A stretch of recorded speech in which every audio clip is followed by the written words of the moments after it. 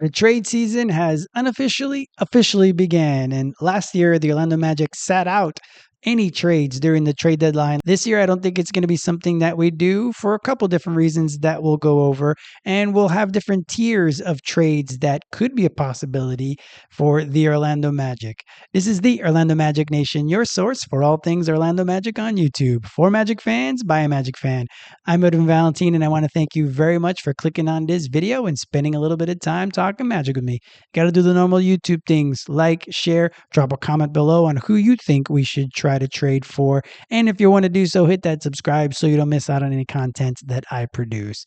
So the trade deadline is a big deal, obviously, throughout the NBA season. It's something that we talk about during the offseason, and then once games start and the teams start to play, and then you'll see, okay, this team will need another shooter. This team is going to need better defenders, blah, blah, blah. So it's a conversation that happens at all times. And when a big name comes up, then obviously the big markets are going to be talked about a lot. Now, the Magic are a team that is not in a big market, but we are an up-and-coming team. So we already did a huge trade, if you might remember. Ever heard of him? Desmond Bane. And we gave up a lot of draft capital to get him, and he has delivered, scoring over 37 points a few times recently, and he's hit a game winner. So he's definitely ingratiated himself into the team, and he's definitely been worth all those picks. So that's something that obviously we didn't do anything last trade deadline, but we did it early in the offseason, and we got the guy that they were targeting.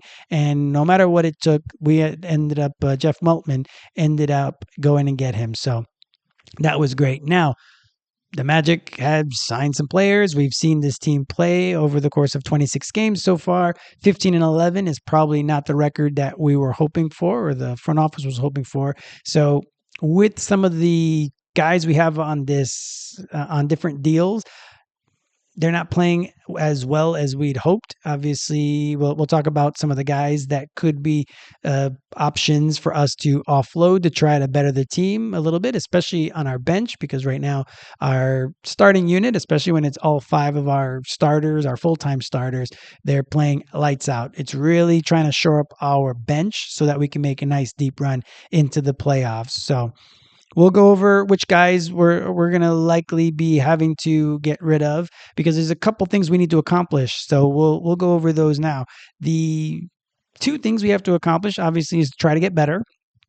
So we'll go over some trades that are going to be trying to do that, trying to get us better, try to make us deeper. Now, we might not be as deep of a team that we might give up 2 players to get 1, but it's still going to be a plus in one way or another for the Orlando Magic bench specifically, because that's really where we're going to need the most help, is through the bench unit. So making the team better is one thing. The second thing is that we need to get under the tax.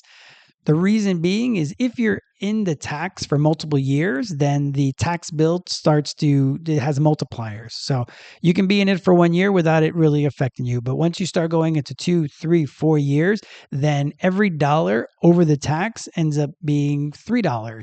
So if you're $10 million over the tax, now you're going to pay a bill of $30 million. And that's going to be something that most owners are not going to take, basically, having to dish out that much money. Now, they're all rich, they're all billionaires, but obviously there's different tiers of billionaires, and you don't become a billionaire by just giving away money, right? So we all are going to have to do that. So that's why the Magic, we hope, can get to the title round and get to the finals, and maybe could be a championship team if something crazy happens. But likely we're not going to win the championship necessarily. Anything can happen, as we saw Indiana played lights out over the course of the playoffs and were able to get all the way to the finals and almost win the finals. So you never know. But if that's not the case, then with us getting much more expensive over the course of the next few years, we're definitely going to be a tax team. So we don't want to start that cycle, like I said, by being in the repeater tax very, very often.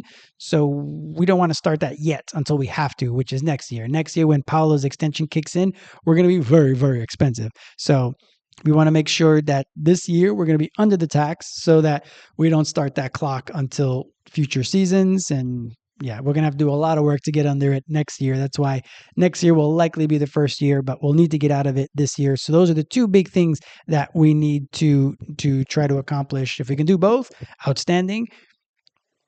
I'd say they're likely going to prioritize just getting under the tax. But if they can get better and get under the tax, I think that's going to be the best of both worlds. And that's something that I think Jeff Weltman and the whole Magic team are going to be hoping to accomplish. So now I would tier it as there's the hell no guys that we're definitely not going to trade for, that they don't fit our scheme. They don't fit the timeline that we have. They don't fit the salaries that we have, that we might have to trade 4 guys just to be able to accommodate that one trade. So there's a hell no group of guys that we're not going to trade for. So get it out of your head. No matter what people say, we've already shot the big big shot that we are going to do by getting Desmond, getting all those using all of those first round picks. We don't really have that much draft capital really to really just be flaunting around. So there's a bunch of these guys that we're not going to get. We're not even going to be in the conversation for. So let's just not even get too excited. If you're one of those guys that gets excited about big names and hoping that we're able to get a big name to come to Orlando via trade, a lot of times they're not going to be worth it. Those all-in trades are not normally worth it, so it's not really something. So, like, just to look at some of the guys that Spot Track have deemed as trading, like a trade candidates.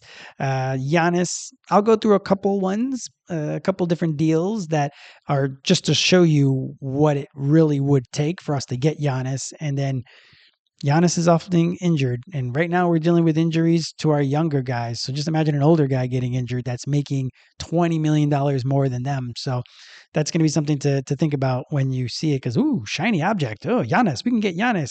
We could. It's just going to really affect a lot of different things. So Giannis, to me, would be a hell no. Same thing with marketing. Trae Young, Ja, LaMelo Ball, like all those guys to me are just like, blech. There's not the, like, Giannis obviously would be a yay if we were to get, but we'd be mortgaging so much stuff for him that, I don't know, it just doesn't feel like something it would really benefit us. And then we'd lose out on some of the shooting that we would need to put into the deal. So we would have to get some shooting back. Anyway, I'll go through a couple options for the Giannis trades that we could do.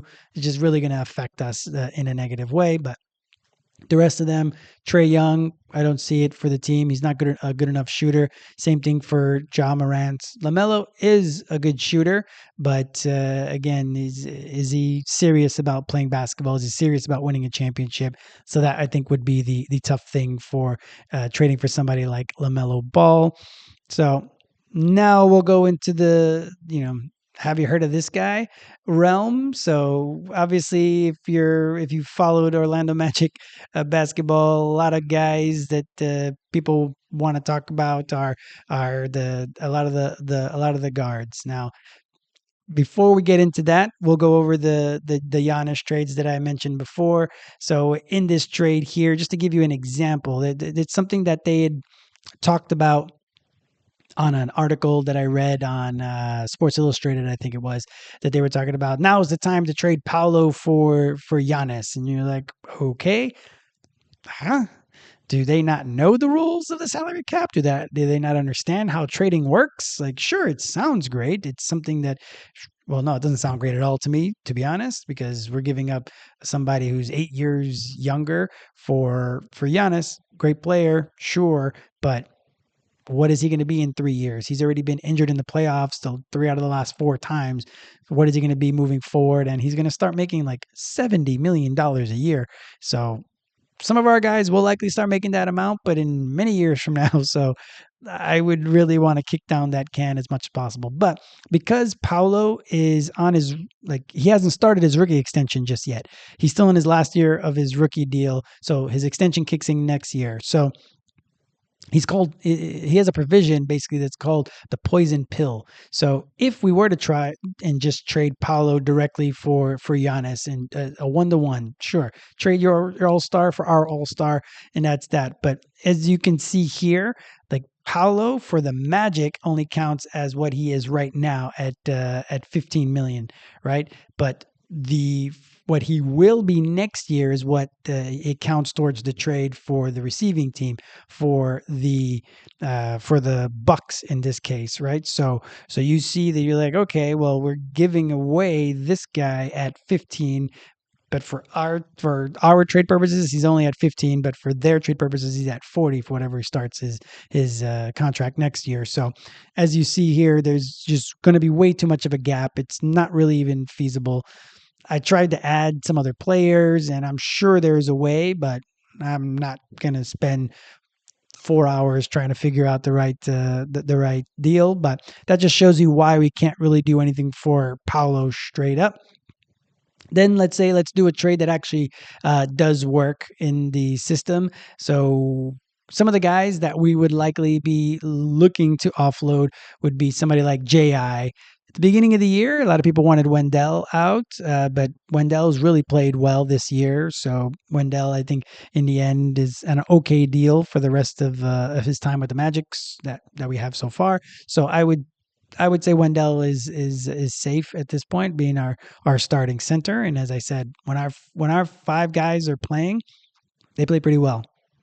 So JI is probably going to be one of the guys. We could offload Tyus and Jett because they're both on expiring contracts. Mo is on an expiring contract as well, but he can't be moved without his approval because of his bird rights and him only signing a 1-year deal. He ended up basically having a no trade clause, so we have to ask him to allow us to trade him and his deal. But his number is so small that it really ends up being filler in that respect and unnecessary.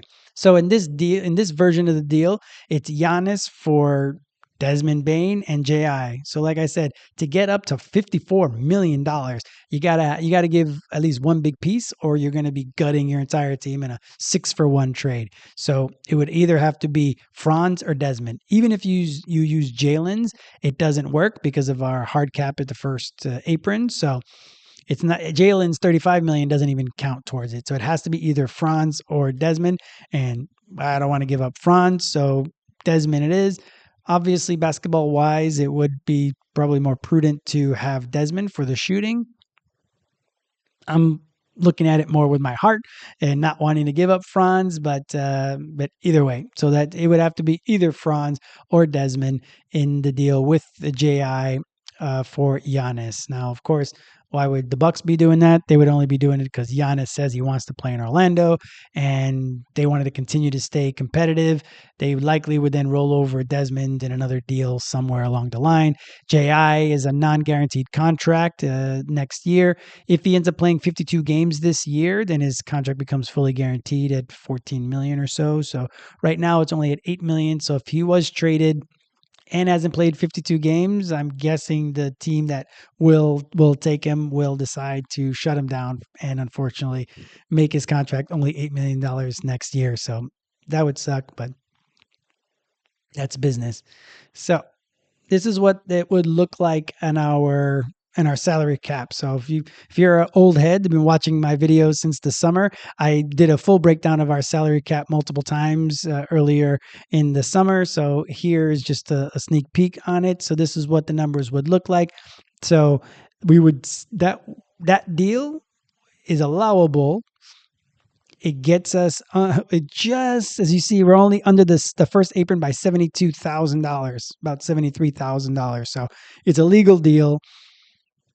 It's real close. And the only reason that works out is because we end up taking away the unlikely bonus that Desmond has. So it just really all works out perfectly. But as you see, we're at $8 million of a tax bill. So we're not getting under the tax. So we start that tax. Now, if the owners are win now and they want to give it a shot and they want to do that, that is an option, but again, that's not something that I would necessarily like to do. Now, because we're giving up Desmond, we're giving up a bunch of shooting. So in this version of the deal, we have Desmond, JI, and Tyus. So we're trying to get Jace some more run by just get rid of Tyus, because unfortunately Tyus just hasn't been performing well enough for the team so far.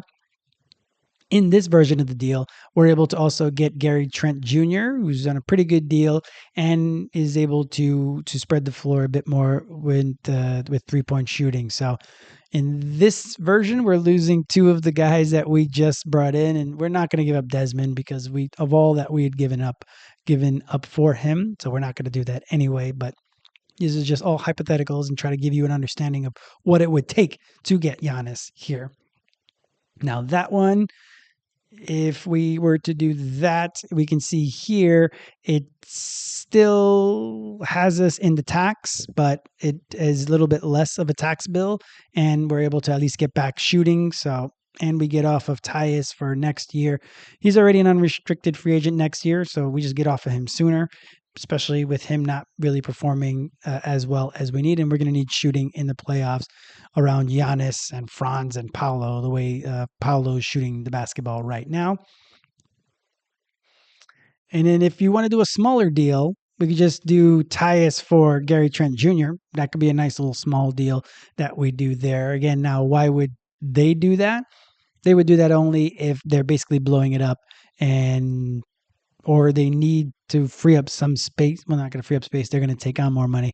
But if they're just, again, trying to appease Giannis for whatever reason, we would likely have to put in a pick or two, at least a second-round pick in some of these smaller deals, and that's what it would end up being. So Gary Trent for Tyus, and this is what it looks like. So again, we're still in the tax. We just have a lesser tax bill, which doesn't really help us ultimately, and we're still under the apron. So for me, that's why I wouldn't really look to try to get Giannis because of all that it would entail, and it just doesn't make sense basketball wise either. The fit could be okay. Maybe he ends up starting at center, and Wendell can be the backup, and we can move Goga for something else. It could end up having a big chain reaction, and it's possible, and it's fine. It's not the end of the world, but I just don't think it's something that we really should be trying to do. So now, if we're not going to do one of those big forward trades, let's say, we definitely need some help in backup guard because, as I mentioned, Tyus isn't performing as well as we had hoped. And some names that have been bandied about, as you might have heard before. So we had the first tier was the hell no. This tier is you again. Basically, it's the names that we've been hearing for the last couple of years. Anthony Simons from Boston, he's going to be trade available. Malik Monk is trade available from Sacramento, and Colin Sexton in Charlotte. I would suspect that he'd be a trade candidate. All those guys were on the trade candidate section of Spot Track. So I'll focus on Malik Monk and Colin Sexton for me because those I think are the better fits, let's say, if we were going to go between the two of those. So this is what they're doing so far this year. So this year, Malik Monk is shooting a little bit better at 41% from 3 versus 37%. But a lot of the things are on Colin Sexton's side. But really, the big thing between the two of those is do you want to rent the player for 1 year, or at least then hopefully have their bird rights through the trade? I sometimes forget if the bird rights end up coming with them in the trade. I think they do. Like for Colin Sexton, so you're kind of doing a free agency. So you're doing a free agency before free agency. So you have him under bird rights, so you can sign him. You can sign him next year, and that doesn't affect whether you can sign him or not because you would go into the second apron. We're likely going to be a second apron team anyway, but you can go into it because of us having his bird rights. So we could do that. Or Malik Monk. Malik Monk has a few years left on his deal, so there's not going to be it's not like a clean break like we would have from Colin Sexton. So Colin Sexton is $19 million about expiring this year. Malik Monk this year is at 19-ish. Next year is at 20. The year after is a player option for 22 and his 29-year-old season. There's some guys that just look older. Like Malik Monk to me looks like he's in his 30s, but he's in his mid 20s. So that's somebody that that is a possibility as well. So Anthony Simons is at 27 million. So again, we would have to put 2 or 3 guys into the deal, and Boston's likely not going to want the poo-poo platter that we're really going to be trying to put together, especially with them playing as well as they have this year. They were supposed to be doing a gap year apparently, but it doesn't seem like that's the case. So I doubt that that's going to be the case. And then I think that's those are, I would say, the big 3 from there. Another, but if we go through those actually, so what would a deal look like for Colin Sexton? So in this one, it's again JI and Tyus for Colin Sexton. That works financially. It would be backup point guard for backup point guard, and then we're just throwing in JI to kind of really, again, for the finances, just to make sure that we're able to hopefully get a little bit closer to under the tax here. So these are his numbers for Colin just over the course of his seasons. Now, he's been coming off the bench in Charlotte this year, which is something that, again, we would need the offensive firepower, and he's scoring almost 16 points a game, 15.5 points per game would definitely be something that would be helpful for us. Now, he hasn't played in the playoffs before, so he's not playoff tested, and that's something that I'm also looking for a little bit in these deals, because, again, we have to start winning. We want to be contenders. We have to be contenders with how expensive we're going to be. So that's the only kind of drawback of Colin Sexton. Now, financially, that earlier deal, again, keeps us in the tax. So it doesn't free up any money, but because he makes so much money, we just had to do that. So at least it cuts a bit into the amount that we would pay in tax, but I don't think it's really that much. Now, if we wanted to try to get under the tax and add Colin Sexton, then here it's a 3-teamer. So it basically, or a 3-teamer, we'd be basically getting rid of the 3 players that most Magic fans would want to get rid of: JI, Tyus, and Jett. I think Jett could play still in the NBA. So I'm on Jett Island. I think it's going to be unfortunate that we're not going to keep him on the team for the long run. I think he really could help out with the 3-point shooting that he has the ability to do. He's shown it this year.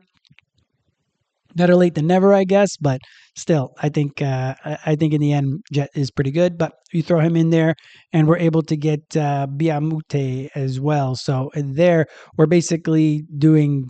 It's all backups, right? So it's not a lot of flashy names, a lot of backup players for backup players. But in this deal, we get Biamute, Diabate. I keep saying his name wrong. So yes, now if you look, like, you're like, oh, he's a pretty. His contract is pretty small. Is he playing pretty well? He is. He's averaging about 8 points per game coming off the bench. He's a high energy guy. So what we hope JI can be. Now, Diabate isn't. He doesn't block as many shots as JI historically has, but he's about 1 block per game so far this season, about 0.6 steals per game. So he's definitely very similar to what JI has been in the past, and hopefully can be for us. Maybe we don't trade him, and it is what it is, but we're looking at the future. That's something that will be helpful, especially with Diabate being also younger. So if this is the deal that we do, then we get just under the tax, $800,000, and we're well under the first apron hard cap, basically, because we're no longer a first apron team. Basically, we get all the way under the tax. We're no longer a first apron team. So that would be a way for us to get Colin Sexton. Again, it's a rental, right? So then we have to see. We have Diabate.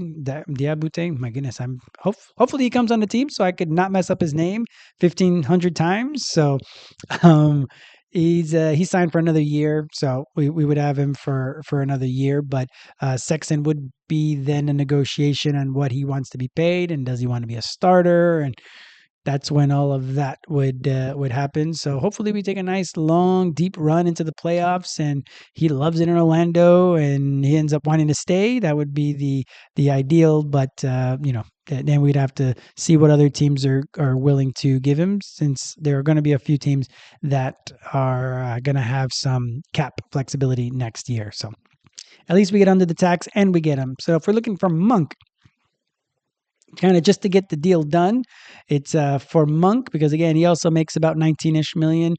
We again have to do JI for Tyus, and these are his numbers. Now he's played in the playoffs, and he's played.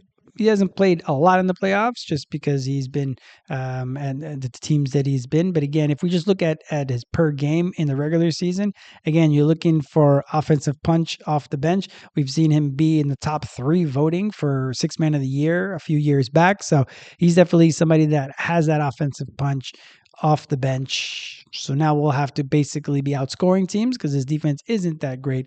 But again, we need firepower off that bench. So he would be somebody that we could do it. This is what that deal looks like. So again, doesn't get us under in that one either, but it lessens the tax rate. So if you wanted to get under, then you throw in Ellis. That's a name that's been bandied about a bit.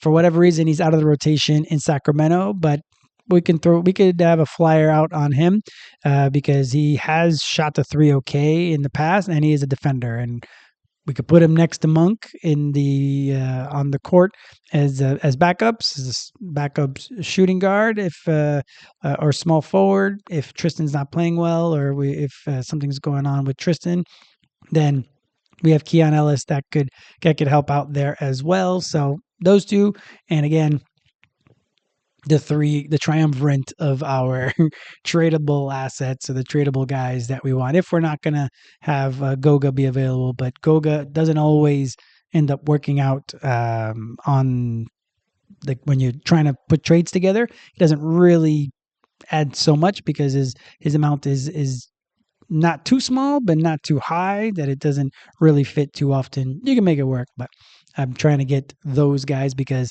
you never know if Wendell's going to stay healthy, and I like to have Goga as in case of emergency. So in that one, that definitely gets us also barely under the tax, gets us out of the first apron that in that deal. So win-win. Now, to go back to the Sexton deal, why would Charlotte do that? We'd have to give up some draft capital. Obviously, it would have to be mostly second round draft picks. Maybe they know they're not going to be able to keep Sexton, and this is a way for them to at least get something for him because he's not going to stay in Charlotte with a team that isn't winning.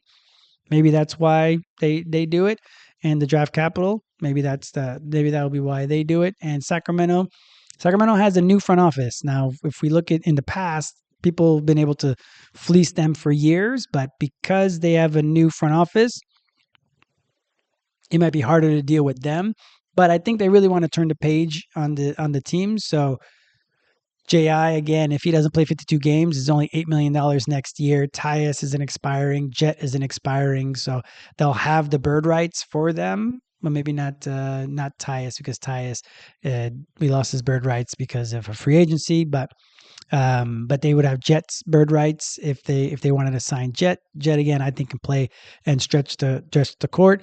JI, they have enough guys who can play offense. They need some guys to play defense on the team, and they need a stabilizer, not a guy who wants to shoot as the point guard. So again, that could be Tyus for them. So I'd say, to me, those would be the reasons why that we can do that. Again, Sacramento, I don't know. Would they want to give us picks? Would they need a couple second rounders from us to get rid of our guys? I don't know. But in the end, either one of those, they don't help super defensively, any one of those deals, other than Diamute. I don't remember his guy's name.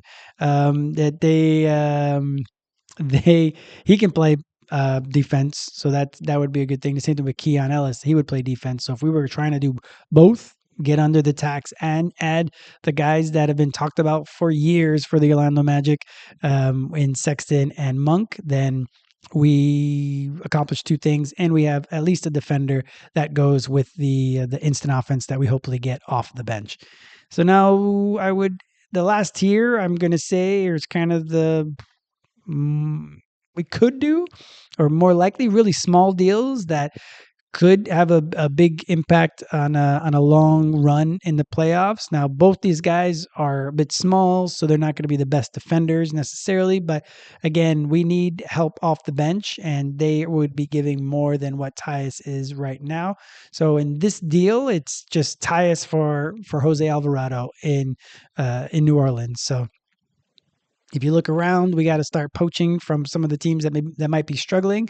And for me, Jose Alvarado is one of the better backup point guards in the league. He's feisty. He's Puerto Rican, so he goes to Orlando, which has a huge Puerto Rican population. So then he'll be the next Carlos Arroyo for the Magic team, and there'll be a lot of excitement about that.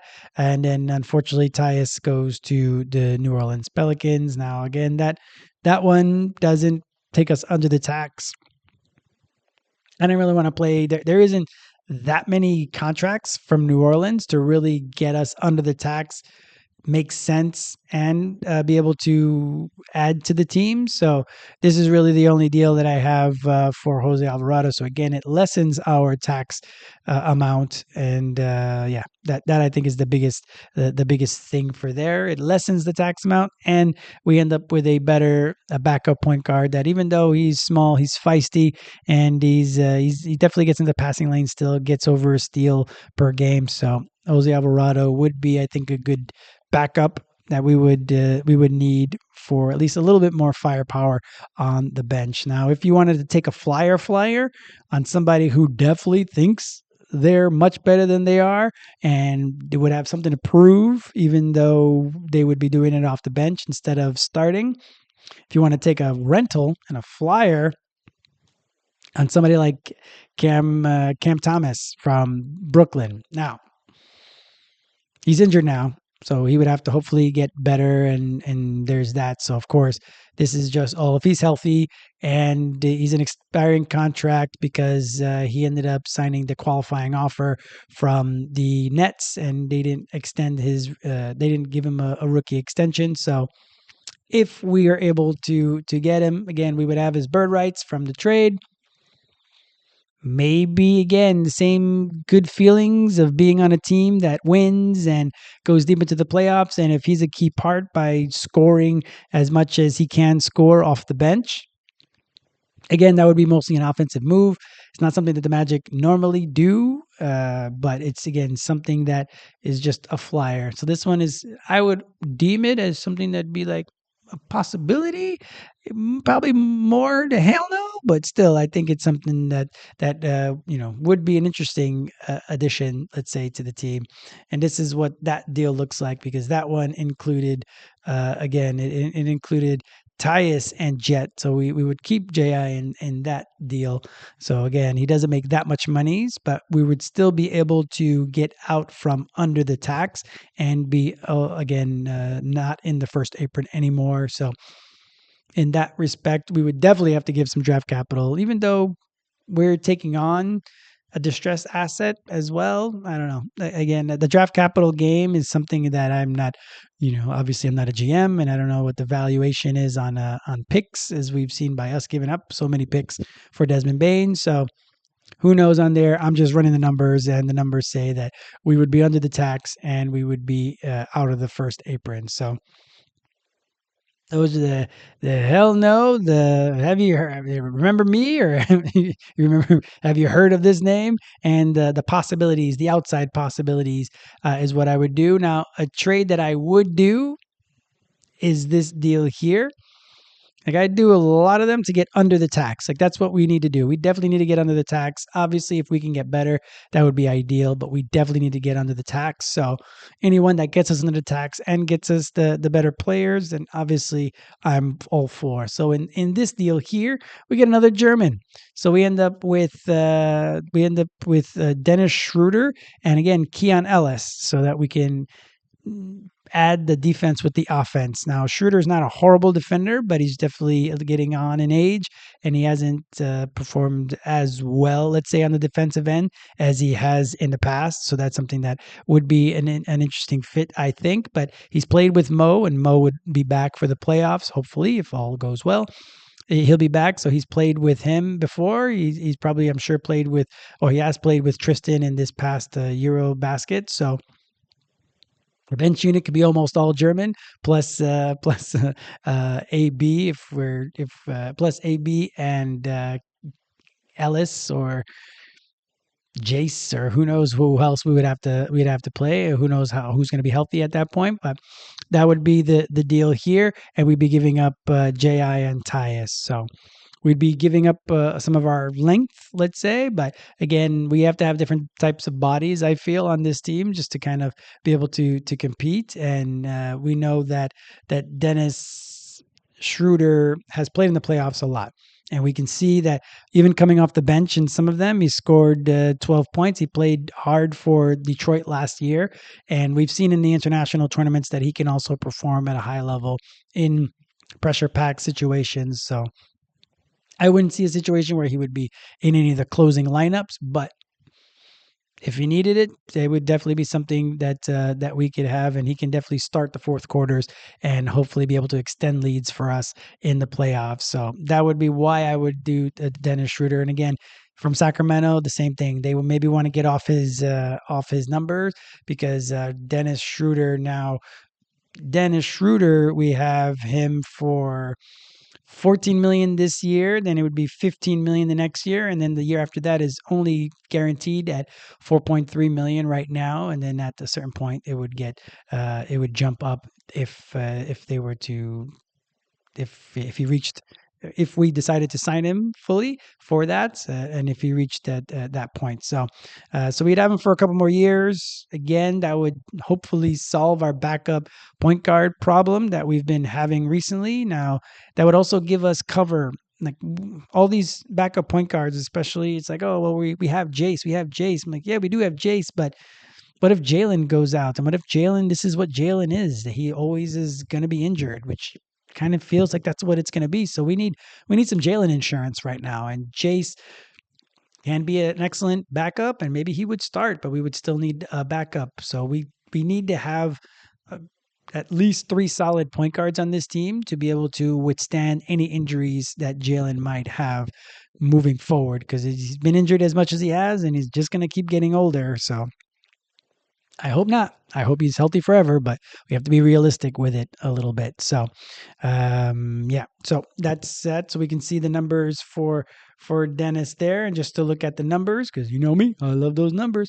That actually gets us under the tax again. So we get Dennis, we get Keon, and we get under the tax, and of course out of the first apron as well. So I think in that way, it's actually something that we're able to benefit from, win-win in that respect. So that's what I would do. I would say that would be the deal that I would choose, to bring in Schroeder as well as Keon Ellis from Sacramento. Sacramento is definitely going to need to rebuild. They're going to have to tear down. So why not try to pick at the carcass of the body while we're while they're at it? So we'll see what they end up doing. We'll see what we end up doing. I definitely see us offloading enough to be able to get under the tax, which would have to be either Tyus or JI or Goga, I guess. Because if we do just Jett's amount isn't enough to get us under the tax, just getting rid of the one player. So if for whatever reason we do it for draft capital, or we likely have to give up a little draft capital since we're going to be the one giving up the asset. So we'll see on that. But that's something that who knows if that's going to be the case. But with Sacramento, that's it. They're going to rebuild. They know they're going to rebuild. They're just trying to see what they can get for all their assets, and hopefully we're able to sneak in there and swipe a player with a lot of playoff experience, which is something that a lot of the other guys cannot say. He's a little older, of course, and paying him in his 34-year-old season more than the 4.3 guaranteed.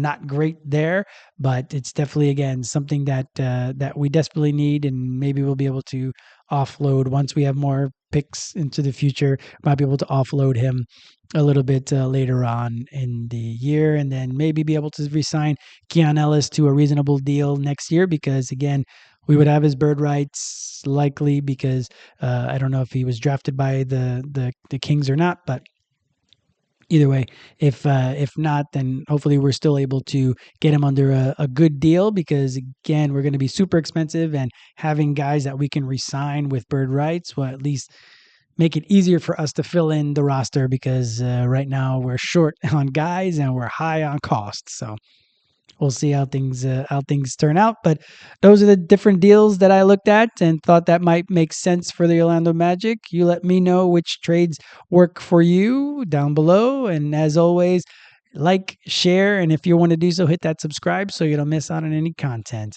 Thank you very much for clicking on this video and spending a little bit of time talking Magic with me. I hope you're having a great day.